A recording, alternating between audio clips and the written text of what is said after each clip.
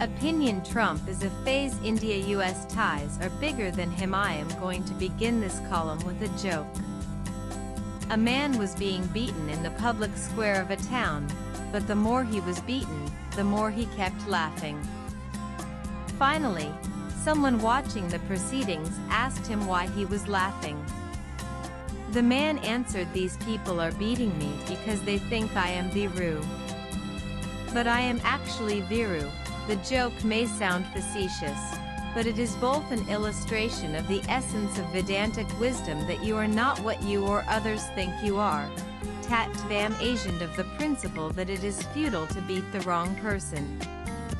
My worry is that, in our reaction to Donald Trump's DT tantrums, we may lose sight of the fact that India has diplomatic relations with the United States of America, and not with a transient individual who will, within the next 2 years hopefully, become part of a short chapter of history that both Indians and Americans may wish to forget, except that it is tempting in today's age of 24-hour news cycles and Twitter-driven diplomacy to see history through the narrow prism of personality. But to reduce Indo-American ties to the temperament of one man is to profoundly misread both the long arc of history and the deeper convergences that bind the world's oldest democracy with its largest. India and the United States are bound not merely by trade statistics or transient political postures.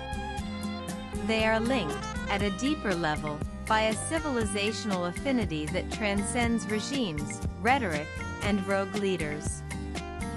This is not to deny the reality of immediate irritants, especially around trade imbalances, technology transfer, and intellectual property disputes, but to place them in their proper context as negotiable issues within a long-term strategic relationship.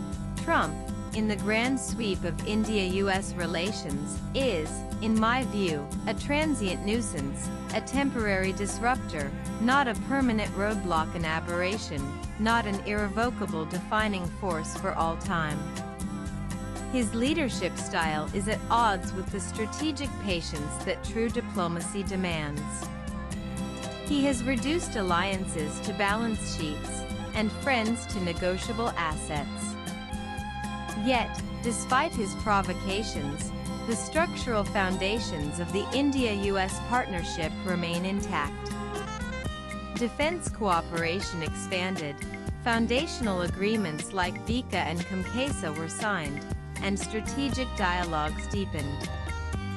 That such progress occurred even during Trump's erratic presidency is testimony to the resilience of the relationship.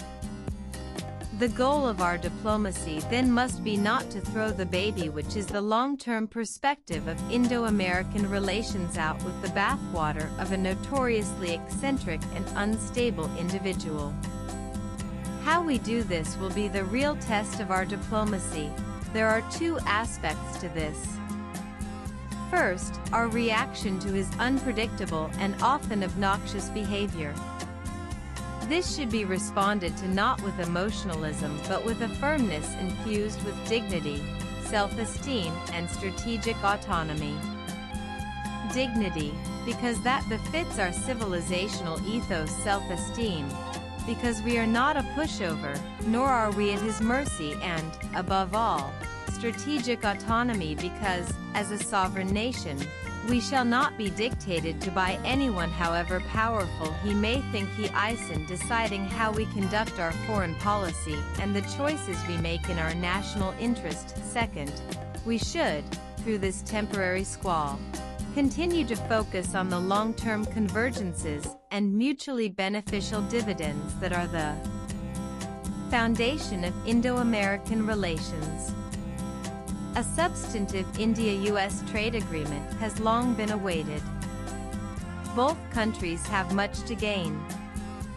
The US is India's largest trading partner in goods and services, and India is a rising economic power with a rapidly growing consumer base and a sophisticated IT and pharma sector. A comprehensive agreement could address tariff barriers, ease investment flows, unlock supply chains, and enhance collaboration in sectors such as defense, high-tech, clean energy, digital services, and healthcare.